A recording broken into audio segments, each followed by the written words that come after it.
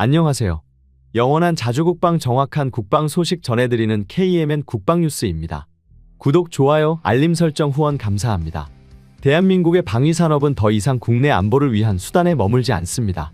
이제는 세계가 주목하는 글로벌 방산 브랜드로 도약하며 세계 군사 외교의 중심축으로 당당히 떠오르고 있습니다. 최근 방위사업청은 중동과 북아프리카의 전략 요충국들을 차례로 방문하며 대한민국 무기체계의 우수성과 실전 운용 경험을 바탕으로 한 신뢰성을 현지에 각인시켰습니다. 특히 아랍에미리트와의 협력은 단순한 무기 수출을 넘어 지상과 해상 그리고 우주 항공 분야까지 포괄하는 전방위 파트너십으로 확대되고 있습니다. 세계 최대 방산 전시회인 IDEX 2025에서는 한국이 사상 최초로 통합한국관을 개관하며 38개 기업이 참여한 역대급 규모로 글로벌 방산 시장에 강렬한 존재감을 과시했습니다. 이 자리에서 대한민국은 단순한 기술력 이상의 것을 보여주었습니다. 그것은 바로 실전 경험에서 비롯된 신뢰, 파트너와의 협력을 중시하는 전략적 외교 감각, 그리고 독자적이고도 유연한 무기체계 통합 능력입니다. 방위사업청장은 분명하게 선언했습니다. 우리는 4대 방산강국을 향해 간다. 이 말은 허언이 아닙니다. K2 흑표 전차, K9 자주포, 천궁, 현궁, 레드백, KF-21까지 이미 세계 시장에서 품질과 성능을 인정받은 무기들이 수출 계약과 실전 배치를 통해 각국 군대의 핵심 전력으로 자리 잡고 있기 때문입니다. 이러한 가운데 이제 한 나라가 다시금 한국의 기술력에 눈을 돌리고 있습니다. 바로 중동과 아프리카의 연결고리, 지정학적으로도 전략적 요충지인 이집트입니다. K9 자주포에 탑재하는 STX 엔진 SMV-1000 이집트 현지 생산이 이제는 구분응선을 넘어가고 있는데요. 현지 국영기업들과 미팅을 가지고 시설을 둘러본 지 한 달이 지난 지금 SMV-1000 생산 일정과 규모에 대한 세부 협의가 들어갔습니다. SMV-1000은 STX가 3년의 연구개발 끝에 개발한 1000마력급 방산 엔진입니다. K9 자주포는 당초 독일 MTU사의 라이선스를 활용해 STX 엔진이 제조한 MT881 엔진을 탑재했습니다. 이로 인해 K9 자주포 수출 시 독일의 허가를 받아야만 했습니다. 그런데 독일의 대중동 무기 금수 조치에 따라 우리의 핵심 시장 중 한 곳인 중동 진출이 어렵게 되면서 한국은 엔진 국산화에 나섰습니다. 이제 한화에어로스페이스는 연말부터 국산 엔진을 탑재한 K9을 이집트에 공급할 계획인데요. 이에 이집트는 더 많은 무기를 한국산으로 교환하고 싶다는 반응을 보이고 있습니다. 현재 이집트는 약 4,300대에 달하는 압도적인 전차 보유량을 자랑하며 아프리카 대륙 전체는 물론 중동 지역에서도 손꼽히는 기갑 강국으로 자리매김하고 있습니다. 이집트가 기갑 전력에 유독 큰 비중을 두는 이유는 매우 명확합니다. 북아프리카와 중동의 교차점에 위치한 지정학적 특성상 전략적으로 핵심적인 요충지에 놓여 있으며 중동 전역에서 이어지는 갈등과 분쟁 속에서 방어력과 억제력을 갖춘 강력한 기갑 전력은 국가 생존을 위한 필수 요소였기 때문입니다. 특히 과거 이스라엘과의 군사적 충돌을 비롯해 이라크, 시리아, 리비아 등 인접 국가들과의 역사적인 분쟁을 겪으며 이집트는 실전에서 기갑 전력의 절대적 가치를 절실히 체감해왔습니다. 하지만 현재 이집트가 보유한 대규모 기갑 전력은 노후화 문제에 직면해 있으며 그에 따른 대대적인 교체 수요가 본격화되고 있습니다.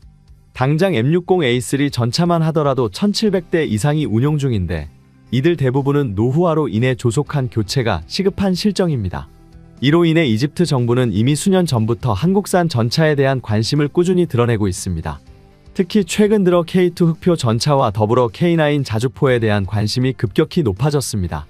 이집트는 단순한 구매가 아닌 기술 이전과 현지 생산 그리고 장기적인 정비체계 구축까지 포함하는 포괄적인 조건을 제시하고 있으며 이에 따라 우리 정부와 방산업계도 매우 신중하게 접근하고 있는 상황입니다. 현재 이집트가 보유 중인 전차는 M1A1 에이브람스와 M60A3를 비롯해 과거 소련에서 도입했던 TU-2 및 TU-5 전차들도 여전히 일부 운용 중입니다. 그러나 이들 구형 전차는 이미 시대적 한계를 드러내고 있으며 성능과 운용 효율 면에서 교체가 불가피하다는 평가가 지배적입니다. 이집트는 이러한 전차 전력의 현대화를 위해 기존 에이브람스의 업그레이드와 함께 새로운 주력 전차의 대규모 도입을 적극적으로 검토하고 있습니다. 이집트 대통령 압델파타 엘시시는 최근 카이로 방위산업 전시회에 직접 참석해 한국산 방산 장비에 깊은 관심을 표명하며 우리 대표단과 장시간에 걸쳐 심도 있는 논의를 나눈 바 있습니다. 당시 이집트가 주목했던 한국산 무기는 단연 K2 흑표 전차와 K9 자주포였습니다. 특히 K9 자주포에 대해서는 이미 중동 여러 국가에서 실전 배치를 통해 검증된 성능과 높은 신뢰도를 갖추고 있다는 점에서 이집트군 내부에서도 긍정적인 평가가 이어지고 있는 것으로 알려졌습니다. 중동 안보 전문 매체인 미들 이스트 모니터에 따르면 이집트 정부는 단순한 무기 구매를 넘어 기술 이전과 전차 생산 라인 구축까지 포함된 협력 방식을 선호하고 있습니다. 이는 전력의 자주성과 국내 방산 산업의 경쟁력을 함께 확보하려는 장기 전략의 일환입니다. 실제로 이집트는 자국 내에서 에이브람스 전차를 생산한 경험이 있으며 미국을 제외하고 세계에서 가장 많은 에이브람스를 보유한 국가로 꼽힙니다. 이처럼 과거에 성공 경험이 있었기에 이번에도 유사한 형태의 생산 기반 구축을 전제로 협상을 진행 중인 것으로 보입니다. 현재 이집트는 아프리카 최대 규모의 육군을 보유하고 있으며 아랍권 내에서도 최정예 전력을 자랑하는 국가입니다. 현역 병력만 34만 명, 예비군은 무려 44만 명에 달하며 전체 전력의 기계화 비율도 매우 높은 수준입니다. 전시에는 드넓은 사막 지형에서의 기동전이 핵심이 되기 때문에 이집트는 전시에 투입할 수 있는 치장물자를 포함해 총 4,300대 이상의 전차를 운용하며 명실상부한 기갑대국의 위용을 과시하고 있습니다. 최근 외신에 따르면 이집트는 전차 현대화 사업의 일환으로 미국과 일부 M1A2 에이브람스 전차의 추가 계약을 이미 체결한 상태입니다.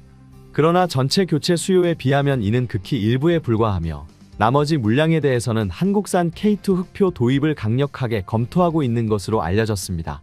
특히 K9 자주포는 전차와 함께 통합 운영이 가능한 작전 효율성과 사막 지형에서도 검증된 기동성을 갖춘 장비로 평가받으며 이집트 육군의 미래 전력 구상에 있어 핵심적 요소로 부상하고 있습니다. 이집트가 대규모 기갑 전력을 유지하는 이유는 몇 가지로 나눌 수 있습니다. 첫 번째는 바로 지리적 특성입니다. 이집트는 광활한 사막 지형을 포함하고 있으며 넓은 국경선을 방어해야 하는 지정학적 위치에 놓여 있습니다. 이러한 환경에서는 기동성이 뛰어난 전차와 같은 기갑부대가 매우 효과적이며 사막 전장에서 적의 공격을 효율적으로 차단할 수 있는 최적의 전력으로 평가받습니다. 특히 이집트는 전 세계 해상 물류의 핵심 경로인 수에즈 운하라는 전략적 요충지를 보유하고 있기 때문에 이를 방어하는 데에도 기갑 전력은 반드시 필요한 전력입니다. 두 번째 이유는 이스라엘과의 군사적 대립 경험입니다. 이집트는 과거 이스라엘과 여러 차례 전쟁을 치렀으며 그 중에서도 1973년 발생한 키푸르 전쟁은 이집트가 대규모 기갑 부대를 효과적으로 운용한 대표적인 사례로 손꼽힙니다. 전차전을 통해 얻은 실전 경험은 이집트 군이 기갑 전력을 지속적으로 보유하고 발전시키는 중요한 계기가 되었고, 현재 이스라엘과의 직접적인 위협은 줄어들었지만 여전히 군사적 균형을 유지하기 위한 필수 자산으로 인식되고 있습니다. 또한 이집트는 중동 내에서 영향력을 확대하고 지역 안정을 주도하는 핵심 국가로서의 역할도 자임하고 있습니다. 이러한 흐름 속에서 이집트의 대규모 기갑 부대는 단순한 군사력을 넘어 외교적 압박 수단이자 강력한 억지력으로 기능하고 있습니다. 리야드 내전, 리비아 내전 등 주변국들의 정세가 지속적으로 불안정한 상황에서 이집트는 국가 안정을 이어가기 위해서라도 강력한 군사력이 반드시 필요하다고 판단하고 있습니다. 이처럼 기갑 전력은 이러한 전략적 목적에 최적화된 수단인 셈입니다. 그렇기에 지금 전 세계에서 가장 높은 평가를 받고 있는 한국산 기갑 전력에 이집트가 관심을 보이는 것도 어찌 보면 자연스러운 흐름이라 할 수 있습니다. 대한민국의 K2 전차는 현대 전차 기술의 정점에 있는 플랫폼으로 자주포에서 활용된 자동 장전 장치와 반능동 서스펜션, 최신형 조준 및 사격 통제 시스템 등 세계 시장에서 인정받는 첨단 기술을 탑재하고 있습니다. 이러한 기술적 우수성에 매료된 이집트는 점차적으로 한국산 무기체계에 높은 관심을 보이며 적극적인 탐색에 나서게 된 것입니다. 다만 우리 정부와 방산업계는 이집트의 기술 이전 및 현지 생산 요구에 대해 신중한 입장을 보이고 있습니다. 그 이유 중 하나는 과거 인도의 사례에서 비롯됩니다.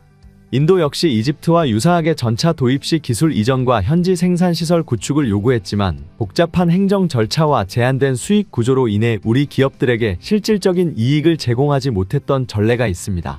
결국 우리가 명확한 이익을 얻지 못하는 상황이라면 굳이 우리나라의 고급 방산 기술을 수출할 이유는 없다는 판단이 따를 수밖에 없습니다. 하지만 이집트는 인도와는 분명히 다른 조건을 가지고 있습니다. 중동 최대 전차 운용국인 이집트는 이미 다수의 에이브람스 전차를 자국에서 현지 생산한 경험이 있으며 숙련된 생산 기반과 인프라를 갖추고 있습니다. 게다가 이집트는 중동과 북아프리카 시장을 아우르는 방산 수출 거점으로서의 가능성도 지니고 있습니다. 한국이 이집트와 전략적 협력을 맺게 된다면 단순한 수출을 넘어 장기적인 시장 확대와 브랜드 위상 강화까지 기대할 수 있게 되는 것입니다. 이러한 측면에서 이번 협력은 단지 이집트라는 단일 국가를 상대로 한방산 계약이 아니라 중동 전체로 향하는 교두보를 마련하는 계기가 될 수 있습니다. 이집트는 아프리카, 중동, 유럽을 잇는 전략적 요충지에 위치해 있으며 앞으로의 방산 협력 파트너로서 매우 높은 잠재력을 지닌 국가입니다. 또한 이집트는 미국과의 오랜 군사 협력 관계를 기반으로 국제사회에서 신뢰받는 파트너로 자리 잡아왔습니다. 제4차 중동전쟁에서 뛰어난 군사적 역량을 보여준 이집트는 현재 이스라엘과 미국이 결코 무시할 수 없는 수준의 군사력을 갖춘 국가로 성장했습니다. 특히 캠프 데이비드 협정을 통해 미국의 우방국이 되었고, 이를 계기로 이스라엘과도 외교 관계를 정상화했으며 과거 소련에 의존하던 무기 수입 라인을 미국으로 완전히 전환한 상태입니다. 그리고 현재는 미국에 대한 의존도를 낮추기 위해 대한민국과 손을 잡는 이유도 있는데요. 현재도 이집트는 경제력을 넘어선 군사력을 유지하고 있으며 이는 곧 대규모 투자로 이어질 전망입니다. 그 때문에 이집트와의 협력은 단순히 전차 판매에 그치는 것이 아니라 이집트가 주력하고 있는 공군 전력 역시 대한민국의 새로운 시장으로 부각되고 있습니다. 이집트 공군은 전력 면에서 이스라엘군보다 한참 떨어지기 때문에 방공군을 두어 이를 보완하고 있습니다. 때문에 이집트 정부는 이들 공군과 방공군에 투입되는 국방 예산 역시 해마다 늘리고 있습니다. 한국의 입장에서는 이집트의 공군이 또 다른 블루오션이 될 수 있습니다. 대한민국은 세계적으로 위상이 높아지고 있는 FA-50 전투기와 빠른 성장세를 보이는 KF-21 전투기를 보유하고 있기 때문이죠. 또한 이집트의 해군은 이전부터 상당히 유능하다는 평가를 받아왔습니다. 이집트 정부는 대한민국의 군보급 시스템까지 한국을 배우고 싶어 합니다.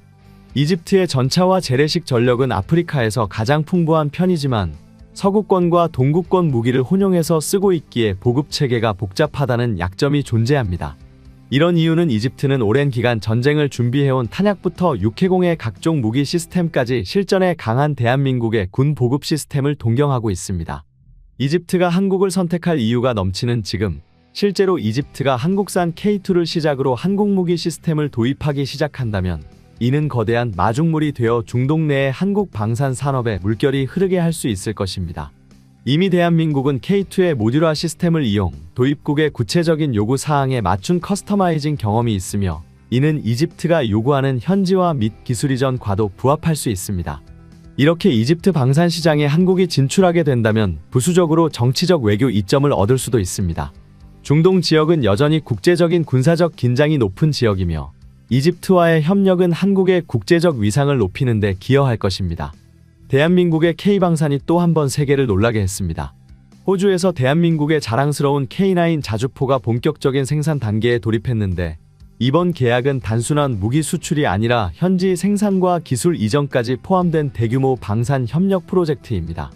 호주에서 K9 자주포가 어떻게 자리 잡고 있는지 그리고 대한민국 방산 산업이 어떻게 세계적인 입지를 다지고 있는지 살펴보겠습니다.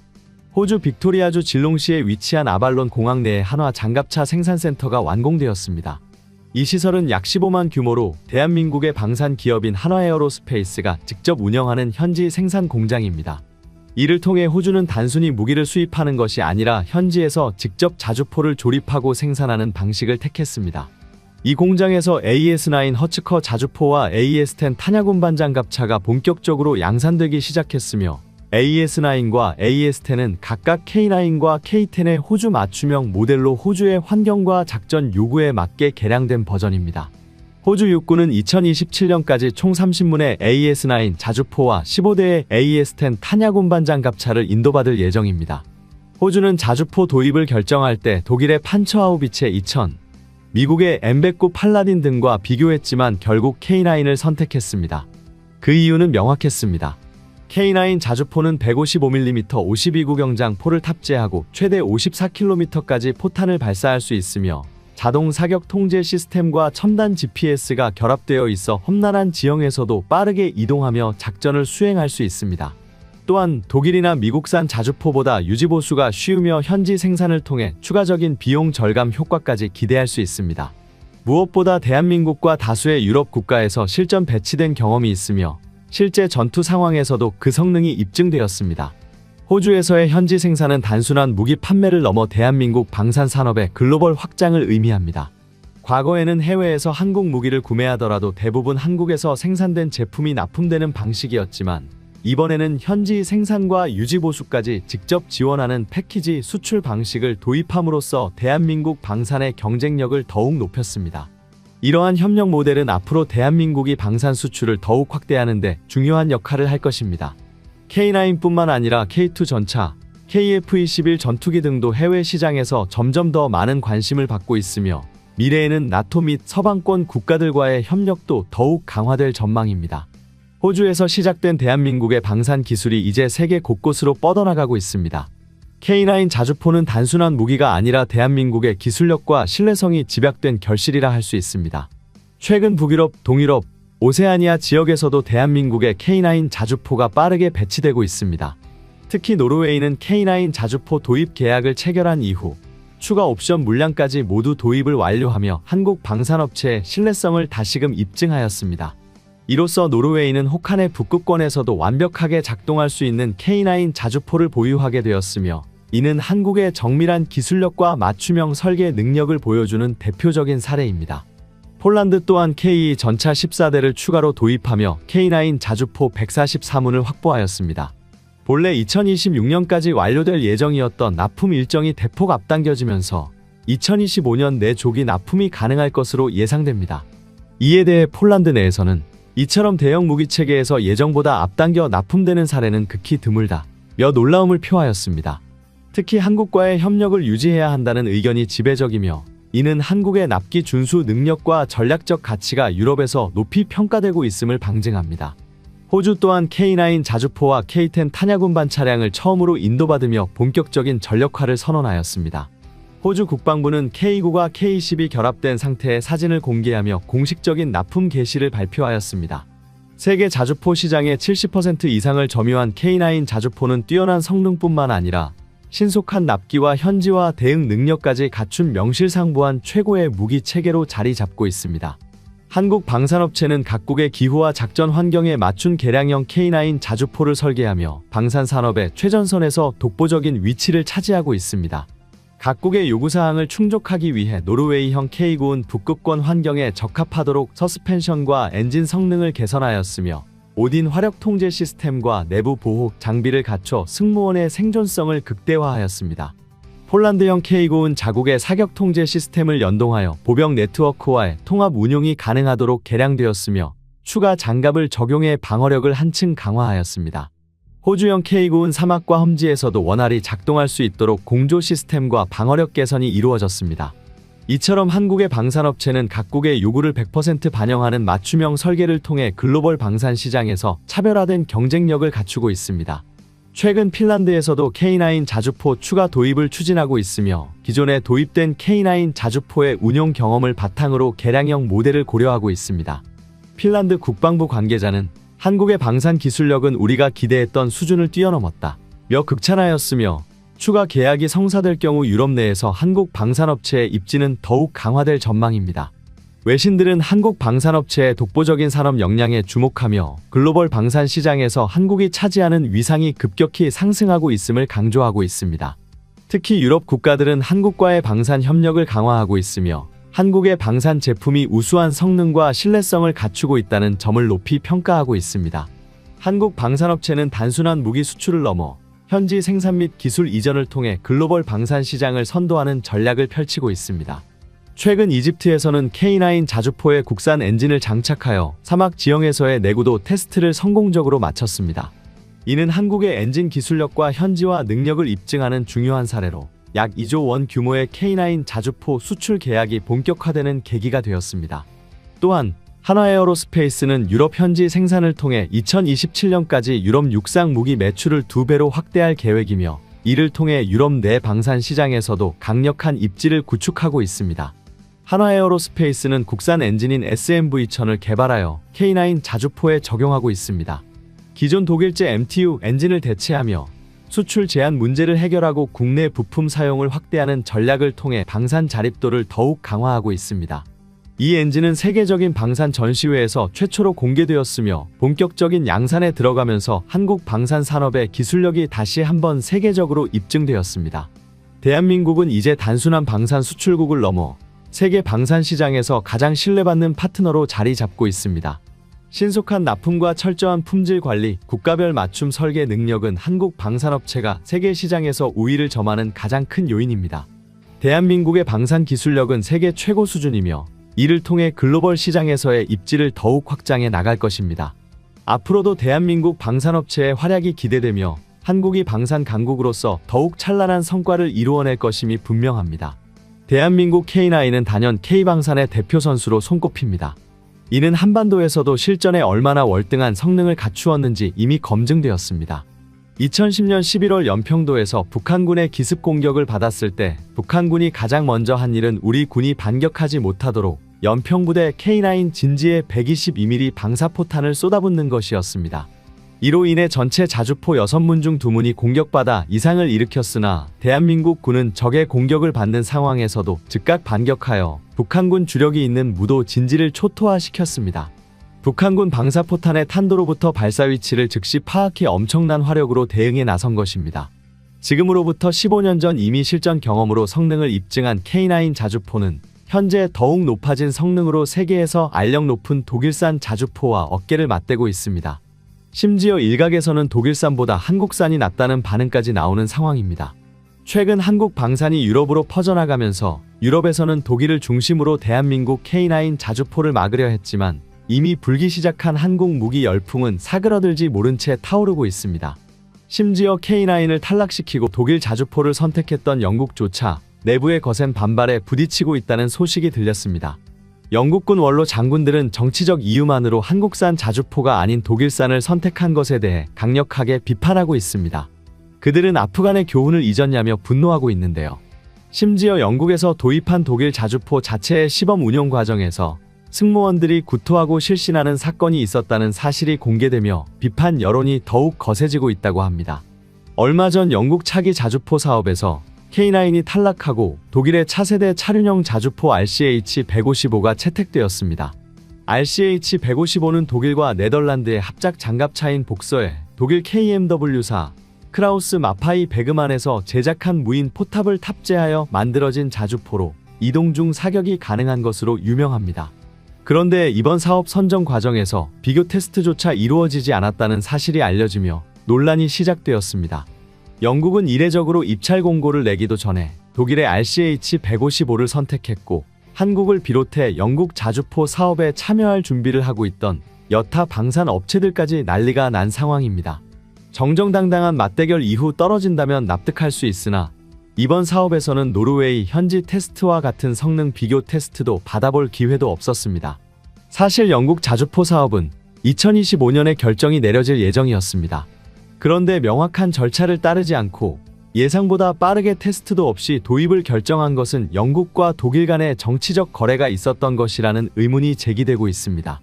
영국 정부의 이러한 결정으로 인해 향후 수십 년간 운용할 자주포가 결정됐다는 소식에 이를 직접 운용할 영국 군인들은 분노하기에 이르렀습니다. 특히 이라크 전과 아프간전을 경험했었던 베테랑들이 실전에서 얻은 교훈을 잊은 거냐고 분통을 토하고 있다고 합니다. 과거 미국의 동맹국으로 중동 분쟁에 파병되어 전투를 치렀던 영국군은 미군과 동일하게 경량화된 차륜형 장갑차는 전장에서 생존할 수 없다는 결론을 내렸습니다. 차륜형 차량은 기본적으로 궤도형 차량보다 최대 하중이 낮게 설계되어 장갑 역시 얇아질 수밖에 없는 구조를 가지고 있습니다.